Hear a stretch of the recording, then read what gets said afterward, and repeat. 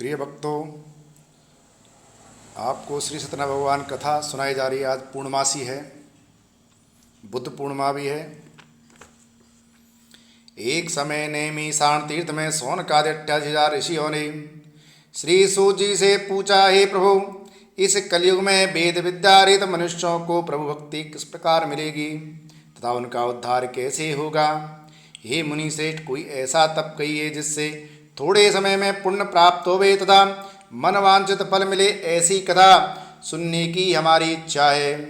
सर्वशास्त्र ज्ञाता श्री सूत जी बोले, हे वैष्णव में पूजा, आप सबने प्राणियों के हित की बात पूछी है। अब मैं उस श्रेष्ठ व्रत को आप लोगों से कहूँगा जिस व्रत को नारद जी ने लक्ष्मी नारायण भगवान से पूछा था और लक्ष्मीपति ने मुनि श्रेष्ठ नारद जी से कहा था, सो ध्यान से सुनो।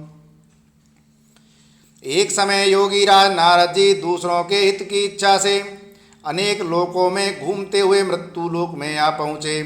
वह अनेक योनियों में जन्मे हुए प्राय सभी मनुष्यों को अपने कर्मों के अनुसार अनेकों दुखों से पीड़ित देखकर सोचा, किस यत्न के करने से निश्चय ही प्राणियों के दुखों का नाश हो सकेगा।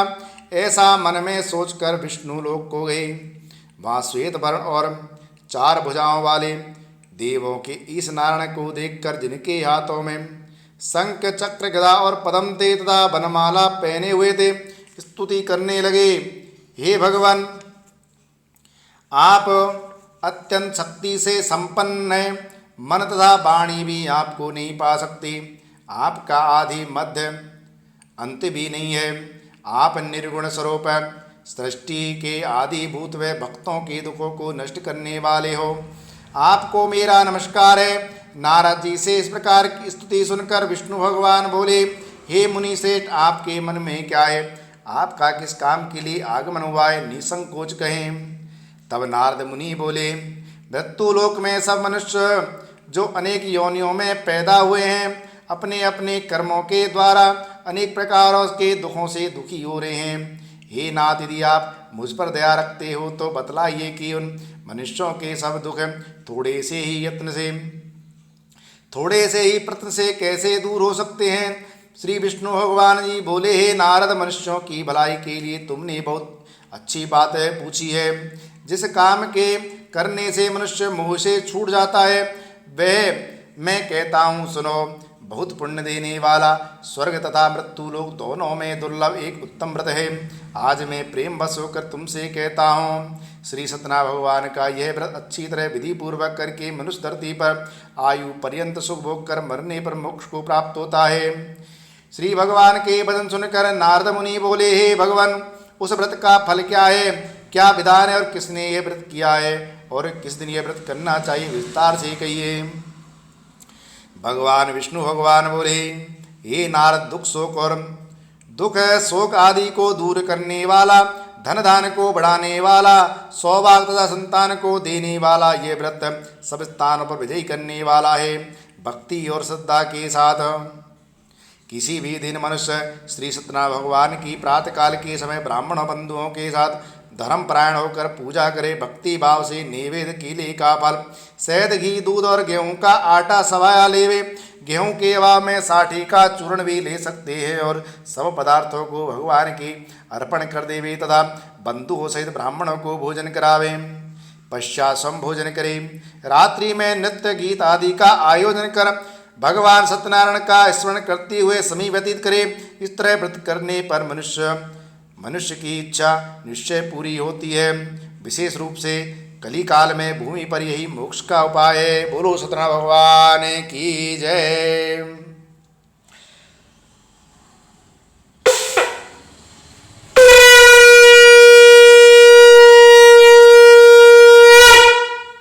बोलो सत्यनारायण भगवान की जय। सूत जी बोले, हे ऋषियों, जिसने पहले समय में इस व्रत को किया है उसका इतिहास कहता हूँ, ध्यान से सुनो।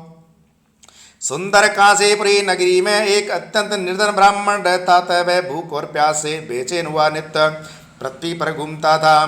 ब्राह्मणों से प्रेम करने वाले भगवान ने ब्राह्मण को दुखी देखकर बूढ़े ब्राह्मण का रूप धर उसके पास जा आदर के साथ पूछा, हे विप्र, तुम नित्य दुखी हुए पृथ्वी पर क्यों घूमते हो हे ब्राह्मण, यह सब मुझसे कहो, मैं सुनना चाहता हूँ। ब्राह्मण बोला, मैं निर्धन ब्राह्मण हूँ, भिक्षा के लिए पृथ्वी पर फिरता हूँ। हे भगवान, यदि आप इससे छुटकारा पाने का कोई उपाय जानते हो तो कृपा कर मुझे बताएं। वृद्ध ब्राह्मण बोला, हे विप्र, सत्यनारायण भगवान मनवांछित फल देने वाले हैं, इसलिए तुम उनका पूजन करो, जिसके करने से मनुष्य सब दुखों से मुक्त हो जाता है। ब्राह्मण को व्रत का सारा विधान बतलाकर बूढ़े ब्राह्मण का रूप धारण करने वाले सत्यनारायण भगवान अंतर ध्यान हो गए। जिस व्रत को वृद्ध ब्राह्मण ने बतलाया है, मैं उसको करूंगा, यह निश्चय करने पर उसे रात में नींद भी नहीं आई। वे सवेरे उठ सत्यनारायण भगवान के व्रत का निश्चय कर भिक्षा के लिए चला। उस दिन उसको भिक्षा में बहुत धन मिला, जिससे बंधु बांधवों के साथ उसने सत्यनारायण भगवान का व्रत किया। इसके करने से वह ब्राह्मण सब दुखों से छूटकर अनेक प्रकार की संपत्तियों से युक्त हुआ। उस समय से वह ब्राह्मण हर मास व्रत करने लगा। इस तरह सत्यनारायण भगवान के व्रत को जो करेगा वह मनुष्य सब सुखों से छूट जाएगा। इस तरह नारद जी से सत्यनारायण भगवान का कहा हुआ यह व्रत मैंने तुमसे कहा। हे विप्रो, अब मैं और क्या कहूँ। ऋषि बोले, हे मुनीश्वर, संसार में इस ब्राह्मण से सुनकर किस किसने इस व्रत को किया, हम वह सब सुनना चाहते हैं, इसके लिए हमारे मन में जिज्ञासा है। सूत जी बोले, हे मुनियो, जिसने इस व्रत को किया है वे सब सुनो। एक समय वह ब्राह्मण धन और ऐश्वर्य के अनुसार बंधु बांधवों के साथ व्रत करने को तैयार हुआ। उसी समय एक लकड़ी बेचने वाला बूढ़ा आदमी आया और लकड़ियों को रखकर ब्राह्मण के मकान में गया।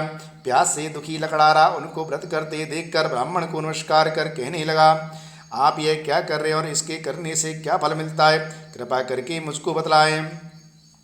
ब्राह्मण ने कहा, सब मनोकामनाओं को पूरा करने वाला यह सत्यनारायण भगवान का व्रत है, इसी की कृपा से मेरे यहाँ धन दान आदि की वृद्धि हुई है।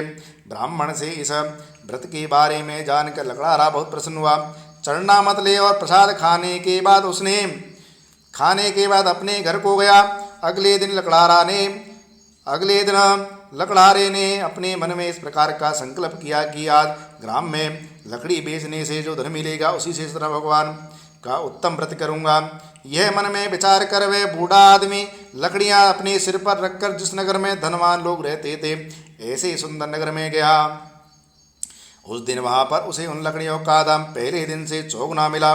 तब वह बूढ़ा लकड़ारा दाम ले और अति प्रसन्न हो पके केले, शक्कर, घी, दूध, दही और गेहूं का चूर्ण इत्यादि सत्यनारायण भगवान के व्रत की कुल सामग्रियों को लेकर अपने घर को गया। फिर उसने अपने भाइयों को बुलाकर विधि के साथ भगवान का पूजा व्रत किया। उस व्रत के प्रभाव से वह बूढ़ा लकड़ारा धन पुत्र आदि से युक्त हुआ और संसार के समस्त सुख भोग कर वैकुंठ को चला गया। बोलो सत्यनारायण भगवान की जय।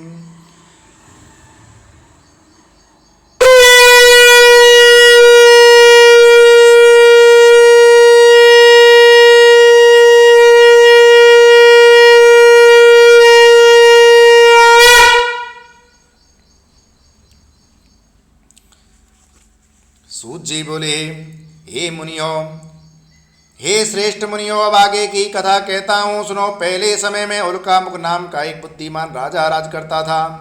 वह सत्यवक्ता और जितेंद्रिय था। प्रतिदिन देव स्थानों पर जाता तथा गरीबों को धन देकर उनके कष्ट दूर करता था। उसकी पत्नी कमल के समान मुख वाली और सीधी साध्वी थी। पुत्र प्राप्ति के लिए भद्रशिला नदी के तट पर उन दोनों ने श्री सत्यनारायण भगवान का व्रत किया। उस समय में वह एक साधु नामक वैश्य आया। उसके पास व्यापार के लिए बहुत साधन था। वह नाव को किनारे पर ठहराकर राजा के पास आ गया।